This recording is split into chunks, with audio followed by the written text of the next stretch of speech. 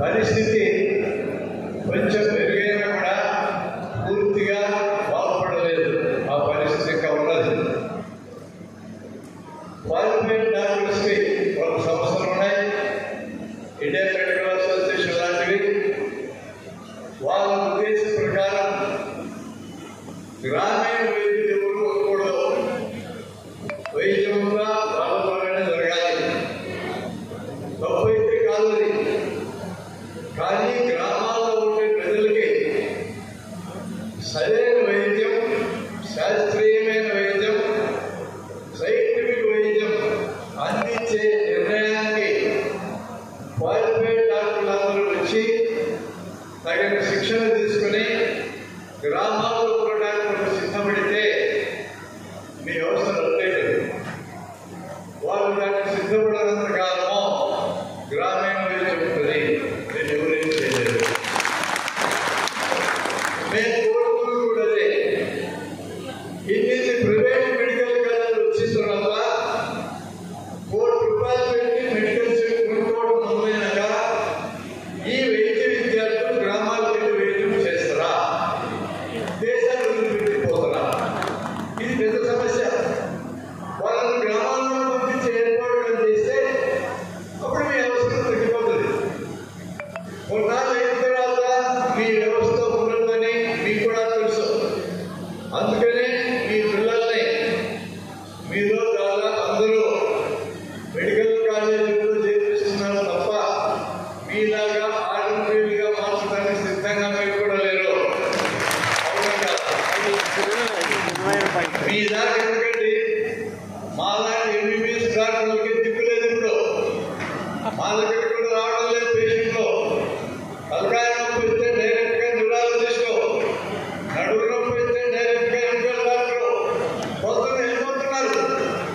ఓనమాలు తెలియదు, robotic surgery చేస్తున్నారు అడుగుతున్నారు. రోబోటిక్ సర్జరీ చేస్తే వాయిపడతారు, డబ్బులు కూడా పెరుగుతారు విపరీతంగా. మామూలు వైద్యం చేసిన అదే రిజల్ట్ వచ్చినప్పుడు ఎందుకు అడుగుతున్నారంటే ఆ యంత్రాలన్నీ బతకాలి, ఆ పరిశ్రమలన్నీ బతకాలి, అక్కడ అవసరం. దాన్ని దయచేసి మొత్తం సమాజం కూడా గుర్తించాలన్న అభిప్రాయం.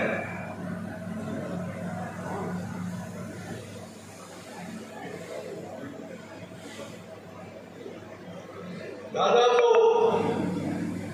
17 ఏళ్ల క్రితం అప్పుడు ముఖ్యమంత్రి రాజశేఖర్ ఉన్నప్పుడు హెల్త్కి స్పెషల్ ప్రిన్సిపల్ సెక్రటరీగా ఉన్న సుజాతారావు గారు ఐఏఎస్ కొంతమందిని పిలిచారు చెప్పరికి. మేము గ్రామీణ వైద్యులు సర్వీస్ ఉపయోగించుకోదలుచుకున్నామని చెప్పిందాన్ని. మంచిదే తల్లి, మీరు ఇక్కడ ఉంటారు, తర్వాత ఎక్కడికో ట్రాన్స్ఫర్ అయిపోతారు. ఆ తర్వాత మీ ఆలోచన అమలు చేసేది ఎవరిని అడిగినా మేము డాక్టర్ రంగరావు గారని పెద్ద ఉన్నాడు, నేను నా క్లాస్మేట్ రాబోయే అని డాక్టర్ మురళీధర్ గారు నలుగురు కూర్చున్నాం. అప్పుడు జరిగిన చర్చలో ఇంతమంది గ్రామీణ వైద్యుల్ని కొట్టి వదిలేసే కంటే ప్రజల ఆరోగ్యాన్ని బాగు చేయడానికి వీళ్ళందరూ ఉపయోగించుకోవాలనే కోరిక మాకు ఉందన్నదాన్ని. ఆ కోరిక నుంచి తయారైతే తెలుగులో మీ సిలబస్. నేను 2 పనులు మాత్రం మీకోసం చేసి పెట్టాను. ఒకటి సిలబస్లో తెలుగులో తయారు చేయడానికి నేను ప్రయత్నం చేశా. నాకు తోడ్పడడం ఉన్నారు. తర్వాత సిలబస్ తయారు చేయడం అనే పని 2 నెలల్లో పూర్తయింది. రంగారావు గారు సంవత్సరం అంత పనిచేయమని అడిగాడు. మరి మిగతా 10 నెలలు ఏం చేయాలని అడిగారు. ఆ టైంలో ఆయనకు వచ్చిన ఆలోచన ఏంటంటే ఆ సబ్జెక్టు మొత్తాన్ని వీడియోలు చేయాలని నిర్ణయించాము. 250 వీడియోలు తయారు చేశాము. 250 వీడియోలు అందుబాటులో ఉన్నాయి, ప్రభుత్వం దగ్గర ఉన్నాయి. నేను ఆ టైంలో రంగరావు గారు కోరిక పోయినా ఇది మీకోసం నేను చేయిస్తున్నా, మామూలుగా అయితే మీరు పెట్టే ఖర్చుకి వీడియోలు తయారు చేయడం సాధ్యం కాదు. ఈ వీడియోల్ని సైన్స్ సంస్థలుగా ఉన్న మాలాంటి వాళ్ళని కూడా పబ్లిక్లో వాడుకోవడానికి మీరు పర్మిషన్ ఇస్తే చేయిస్తానని చెప్పారు. ఇప్పుడు మేము వాడుకోగలం, ప్రభుత్వం కూడా వాడుకోగలదు. దాని మీద ఎవరికి కాన్ఫిడెంట్ లేదు. మీరు అనేక మంది దగ్గర వీడియోలు ఉంటాయి. నా యూట్యూబ్ ఛానల్లో 250 వీడియోలు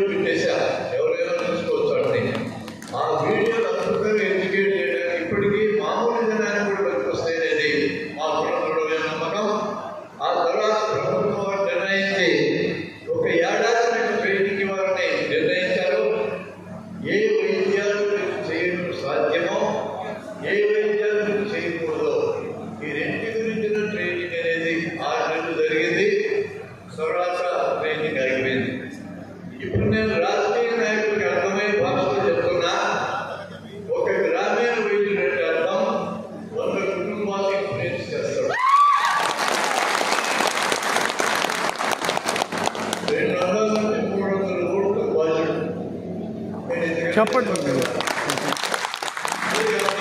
భాష కాబట్టి ఆ రోజు నుంచి ఈ రోజు దాకా నేను చెప్తున్నది ఏంటంటే రాజకీయాల్లో ఉన్న పెద్దలు ఏదో సర్వీస్ ఉపయోగించుకోండి, గ్రామాలు ప్రజలకు దగ్గరగా ఉండగలరు, ప్రాథమిక వైద్యం చేయగలరు, వీళ్ళేమి డాక్టర్లను పేరు పెట్టుకోవడానికి సిద్ధంగా లేదు, ప్రథమ చికిత్స చేస్తారు,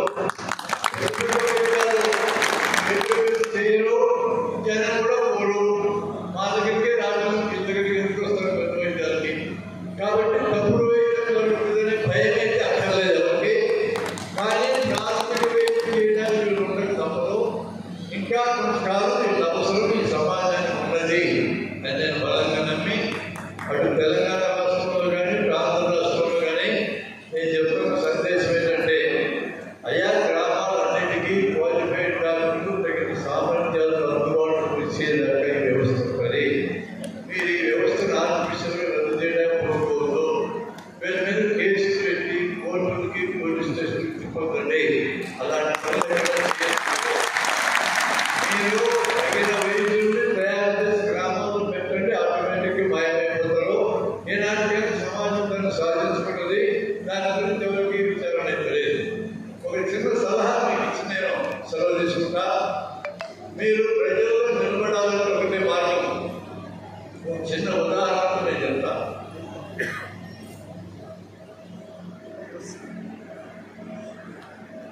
టీచర్లకి టెంపరీ ఉద్యోగాలు ఇచ్చిన టైం ఉంటుంది 20 ఏళ్ల క్రితం.